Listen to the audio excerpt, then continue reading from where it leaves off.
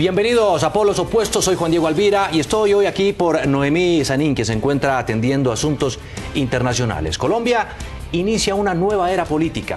Por primera vez en más de 50 años realizará elecciones con las FARC, sin armas y convertida en partido político. Un escenario que cambia completamente el discurso. Ya no será la violencia de las FARC el tema de campaña. Aparecieron otros temas y una particular forma de medir el interés de los electores en los mismos. Recolección de firmas para referendos, por ejemplo. Ocurrió con dos casos: la adopción por parte de parejas homosexuales y la corrupción. Y detrás de los dos hay hoy nombres de precandidatas políticas que ya saben cuántas personas respaldaron su propuesta, algo que se convierte de alguna manera en una especie de medición popular, de pulso, para ver este nuevo escenario y también tratar y abordar los temas de estas nuevas estrategias políticas. Están con nosotros Marco Romero, director de Consultoría para los Derechos Humanos y el Desplazamiento CODES. Bienvenido. Juan Diego, gracias por la invitación. Y también está José Miguel de Santa María, presidente de la Corporación Pensamiento Siglo XXI, centro de pensamiento de centro derecha, que busca preservar la democracia y la libre empresa. Gracias por estar aquí acompañándonos. Muchas gracias por haberme invitado. Empecemos hablando de lo que ha cambiado con este proceso de paz, con las FARC hoy sin armas y ya a puertas de ser un partido político. Los temas cambiaron. Ya no es la violencia, ya no son los temas de la paz los que ocupan la agenda de las campañas políticas. ¿Qué vamos a ver? ¿Cómo lo analizan ustedes? Profesor Romero, empecemos con usted. Bien, yo quisiera decir, estamos en un periodo de transición muy importante en Colombia. Y pues obviamente en las últimas décadas el tema predominante, el tema que se ha convertido en tema hegemónico es el conflicto, las víctimas, la guerra prácticamente. Y creo que la mayor parte de los presidentes fueron elegidos o porque querían negociar la guerra o porque querían ganar una guerra.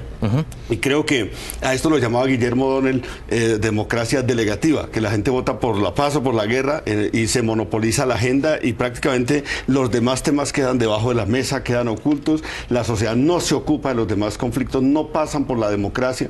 Pensemos, por ejemplo, del expresidente Uribe, tenía un programa de 100 propuestas, pero si uno le pregunta a la gente, usted sabe de los otros 99, nadie sabe cuáles eran los otros 99. El tema obsesivo un poco de resolver el conflicto por la vía de una presión del Estado era la idea esencial. Sí. Entonces creo que ahora vamos justamente a lo que tú planteas, es decir, resuelto el tema de la guerra y la paz, que aún no se ha cerrado del todo, pero digamos, si vamos por ese camino, se abre una diáspora, digamos, muy importante de nuevos conflictos, o van a aparecer muchos de los conflictos que hay en la sociedad y van a pasar al primer plano. Esto ocurrió también cuando se cayó la Unión Soviética, que temas de nacionalismo, temas de religiones, temas de nacionalidades emergieron y se convirtieron en los conflictos principales, y eso va a ocurrir en Colombia a mi modo de ver. O sea, se va a revalorizar la política en cierto modo, porque ya no es la guerra la que ofrece una alternativa para nadie, sino la política democrática. ¿Usted está de acuerdo con eso? ¿El tema de la guerra quedó chuleado aparte? Yo pienso que para nada. Mucho. Yo pienso que acá lo que hay es una crisis de los partidos políticos. Los partidos políticos están totalmente en una crisis espantosa. ¿Por qué? Porque acá se acabaron las ideas.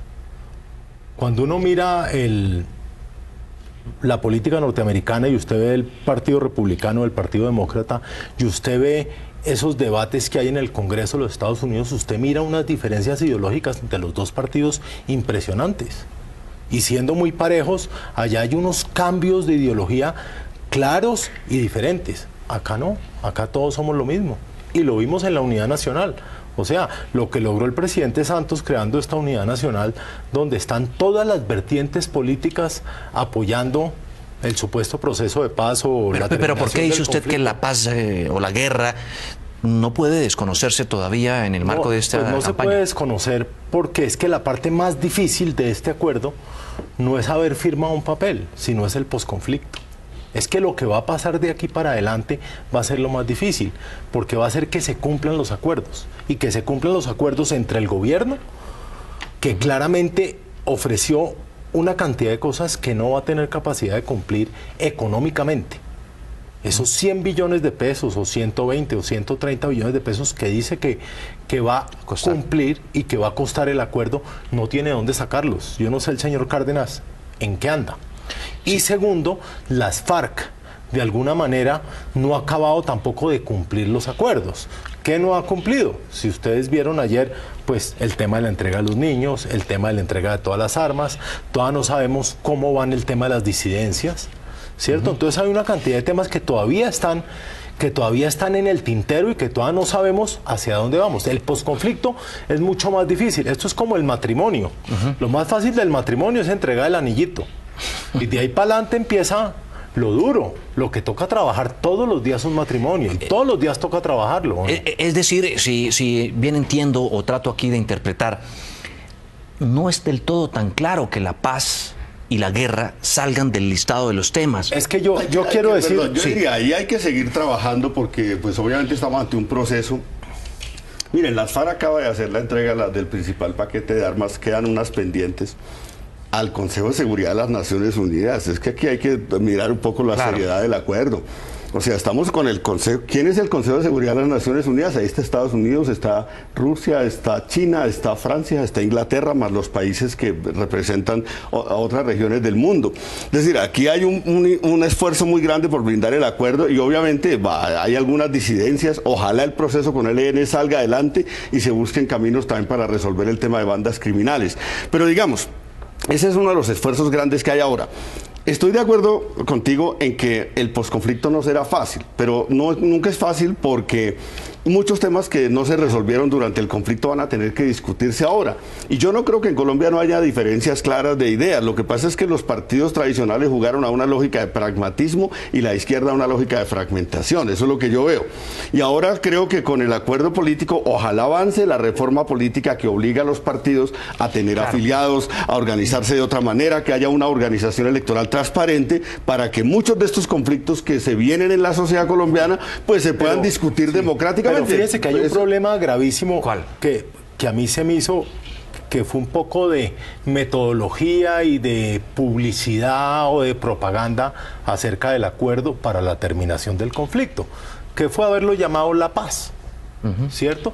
Todos sabemos que las FARC llevaban en el conflicto armado más de 50 años. 50 años. Pero el tema es cerrar la guerra, porque la paz, la construcción de la paz es una agenda mucho más compleja. Por eso, pero lo que digo es que el hecho de haber cerrado un acuerdo con las FARC y haber firmado un acuerdo con las FARC no implica que en este país vaya a haber paz. Claro, porque estamos hablando de hecho quedan otros grupos.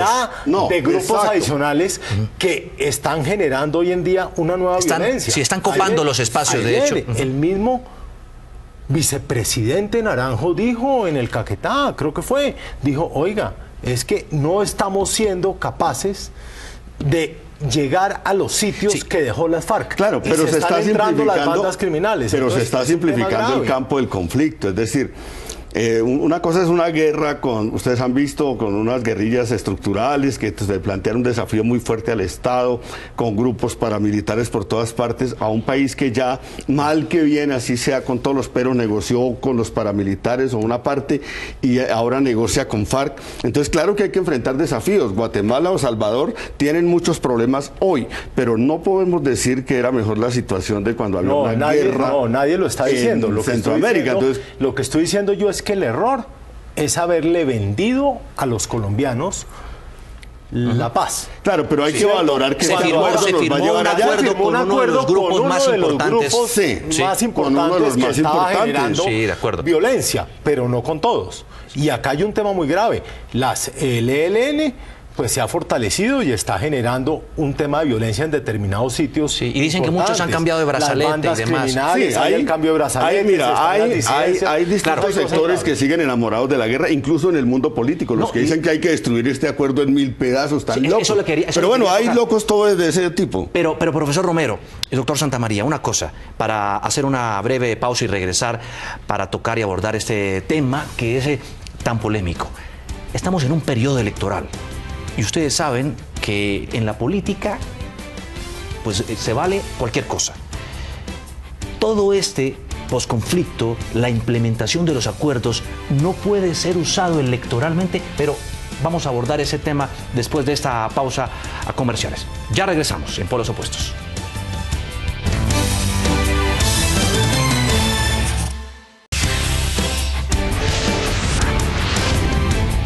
Continuamos a esta hora en polos opuestos discutiendo lo que va a ser todo este nuevo escenario político, desarmar a las FARC, firmado este acuerdo con este grupo guerrillero y el Estado colombiano, y también el inicio de un periodo electoral que vislumbra enormes debates, controversias y polémicas.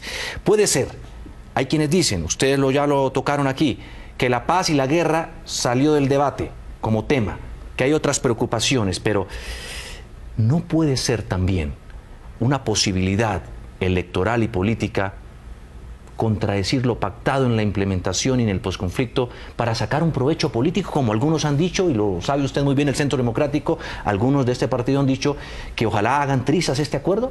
Sí, yo creo que ese es un tema que sigue jugando. El referendo de la paz muestra que el país está muy polarizado sobre este punto, pero yo creo que la contundencia de los hechos de la paz va a llevar a que progresivamente la mayor parte de la opinión esté de acuerdo con la salida negociada. Tengo la expectativa de que la visita del Papa va a contribuir a que haya un cese del fuego bilateral definitivo entre el Estado y el ELN y a que el proceso avance. Es decir, no podemos decir que el tema de la guerra está resuelto. Se han dado pasos muy importantes y esto seguirá siendo uno de los temas. Pero lo interesante es que han surgido otros temas de discusión en la sociedad colombiana. Por ejemplo, el tema de la corrupción. En el país la corrupción no se discute porque es un mal menor comparado con la lógica de la guerra y ahora pasa a ser el mal mayor y es un tema importante. Recordemos que en Guatemala acaba de caer un presidente por corrupción, porque ya la sociedad no está pensando en la guerra. El tema de la minería y las consultas que se están haciendo en los territorios, el tema de la destrucción del medio ambiente, son temas que empiezan a surgir, el tema de la crisis social, el tema de cómo financiar la paz y otros, digamos, desarrollos que el país requiere. Este es un país de renta media alta, pero profundamente desigual e inequitativo. Entonces me parece que a medida que avanzamos en la paz se va a diversificar. Yo diría que la paz es un escenario de más conflictos en el sentido democrático de la palabra y de menos guerra. Claro. Y eso es un ideal, o sea, lo importante es que dejemos la guerra atrás. Pero cuando ustedes hablan de la polarización, tenemos que volvernos y devolvernos al 2 de octubre. ¿Qué pasó el 2 de octubre? Mejor dicho, ¿y qué pasa con las consultas populares? Porque yo cuando estaba leyendo la consulta anticorrupción que está sacando es que ese es un tema que ya queríamos tocar. La senadora Claudia López. Pues primero veo que de los 7 puntos hay unos que no tienen nada que ver con la corrupción, como bajarle los sueldos a los parlamentarios.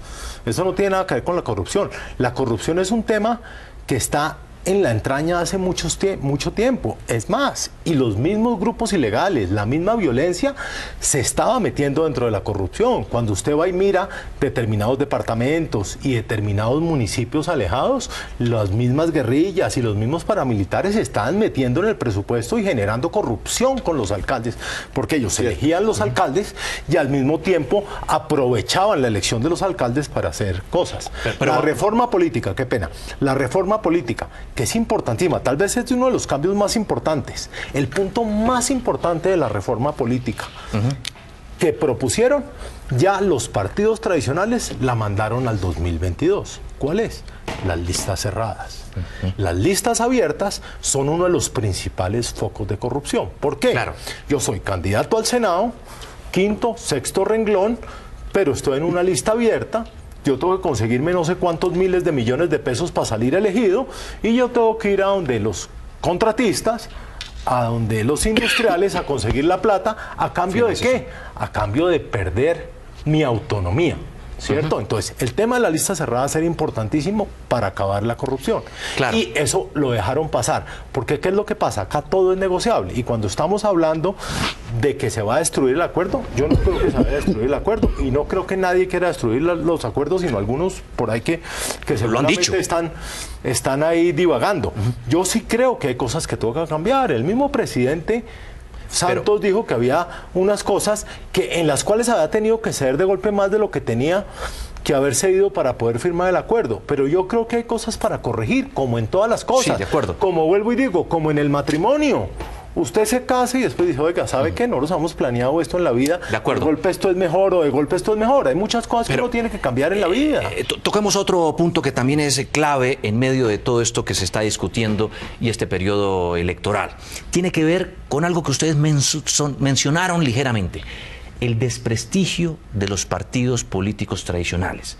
Llama la atención que muchos de estos precandidatos o candidatos están saliéndose de muchas de estas toldas partidistas para aventurarse en la recolección de firmas e irse por un partido independiente que los aparte un poco de eso? Por ejemplo, Sergio Fajardo lo ha mencionado.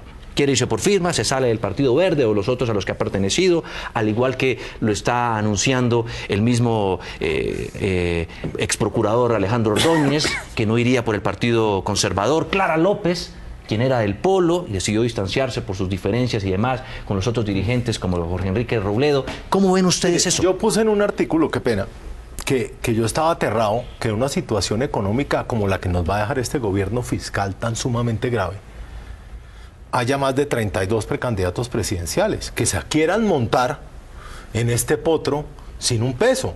Porque hay una cosa muy importante que cabe la pena resaltar. Cuando usted mira qué es lo que le va a pasar al nuevo presidente, es que vemos que la deuda como porcentaje del PIB, este gobierno la subió de 32% a 43%, ¿cierto? O sea, nos dejó prácticamente al próximo presidente sin mirar en dónde más endeudarse. Segundo, copó el cupo de vigencias futuras. ¿Qué son las vigencias futuras? Pues son las cosas que va a poder hacer el próximo gobierno. Comprometieron recursos del futuro. Comprometieron recursos en el futuro.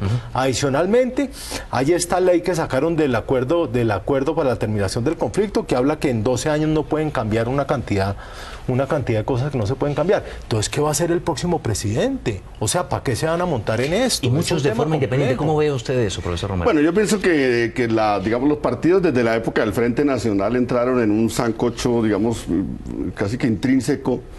Por ejemplo, ¿qué hace Uribe en un partido liberal? Si ese señor representa el conservadurismo más radical. Lo mismo que Vivian en Vivian Morales, con todo respeto, digamos. Yo respeto mucho las ideologías que cada cual tenga, las religiones que tenga, pero no, a veces uno no ve. Es decir, esto es producto de la lógica del Frente Nacional, que decía que liberales y conservadores se quedaron con la política, se repartían el poder, se repartían el Congreso, se repartían las Cortes, se repartían todo, y entonces no había manera y hasta prohibían la oposición.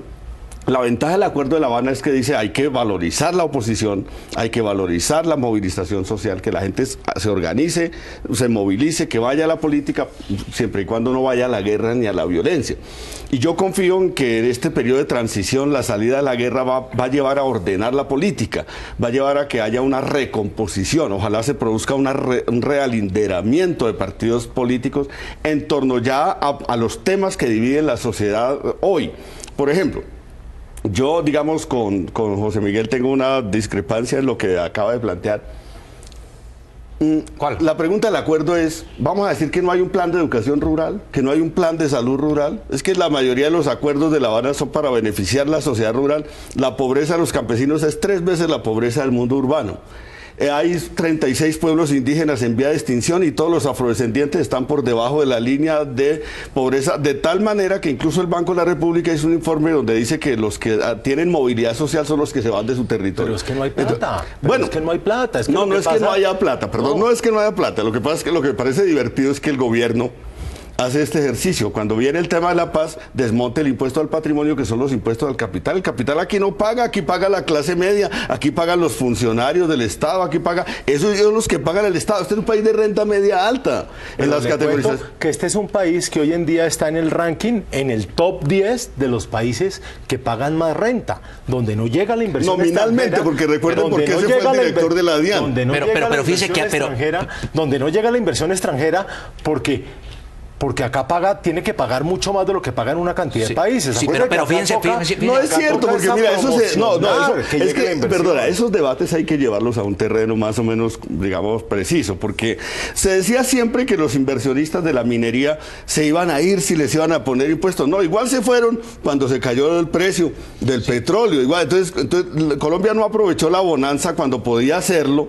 Ahí les dio exenciones. Y ahora vienen reformas tributarias. Claro. Entonces yo digo, para mí hay que mantener el esfuerzo impuesto al patrimonio para financiar la paz. Los empresarios lo aceptaron para financiar la guerra. Estoy totalmente en desacuerdo con usted, más le voy a decir. Pero quiere decir hay diferencias. El nuevo presidente que entre va a tener que bajar impuestos. Si acá no bajamos impuestos, no va a llegar inversión extranjera. Y si no llega inversión extranjera, no se va a generar puestos de trabajo. Eso, acá el gobierno no puede ser y el Estado el que genere los puestos de trabajo. Doctor Santamaría y profesor Romero, por esto se llama polos opuestos. Porque tenemos dos miradas frente a los temas polémicos. Sobre muchos de estos temas hay diferencias. Exactamente, ni más faltaba. Pero también aquí en televisión, pues es inevitable tener en cuenta el tiempo. Esto aquí se nos pasa volando, por eso vamos a hacer otra rápida pausa y si alcanzamos en la recta final de Polos Opuestos, abordamos otro de los temas que tiene que ver con esas otras banderas de las que se han valido muchos políticos, como la familia, el tema de la adopción de las parejas homosexuales o inclusive la misma corrupción para hacer política, pero también recolectar firmas. Después de comerciales.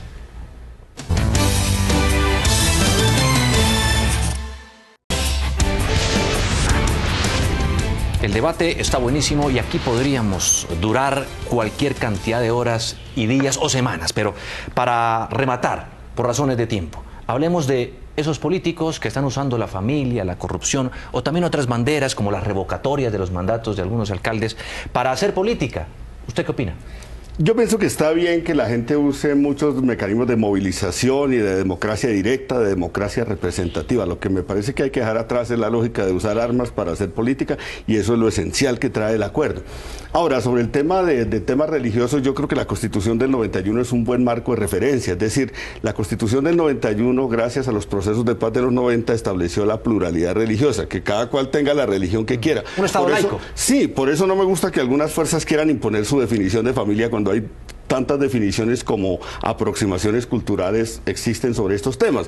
Pero me parece que podemos hacer un acuerdo en torno a que la libertad de cultos, la libertad de pensamiento, un estado de libertades es el mejor camino para que florezcan distintas religiones, distintas aproximaciones culturales. Su punto de vista. Dos cosas. Uno, las consultas funcionan bien cuando tienen sobre qué preguntar. Lo que pasa es que acá lo que está pasando es que están acabando con una fuente de ingresos del gobierno, que es la minería por un lado, y por otro lado están gastando una cantidad de recursos que el gobierno podía utilizar en otras cosas. Cada consulta vale un billete. Y lo segundo es que yo sí creo que la campaña de este año va a ser sobre lo que le llega a las familias, o sea, el su bolsillo. Economía, su bolsillo. Álvaro Gómez decía en la campaña de 1974, mi revolución es el desarrollo. ¿Qué es lo que toca hacer? Desarrollar este país, crearle empresa, crearle empleo, o sea, a cambiar el país. Mira, han visto ustedes dos miradas en torno a este tema que por supuesto es muy polémico, controversial y además enriquecedor para que ustedes, queridos televidentes, puedan tener dos visiones frente a lo que se ve venir en nuestro país. Aquí termina Polos Opuestos por hoy. Gracias a nuestros invitados y a ustedes por acompañarnos. Recuerden que pueden seguirnos en @poloscaracol. La próxima semana estaremos de nuevo con ustedes y con otro de estos temas polémicos que se agitan por estos días en nuestro país. Bueno, y también los temas que a veces tocamos relacionados con lo que le interesa al mundo. Hasta entonces.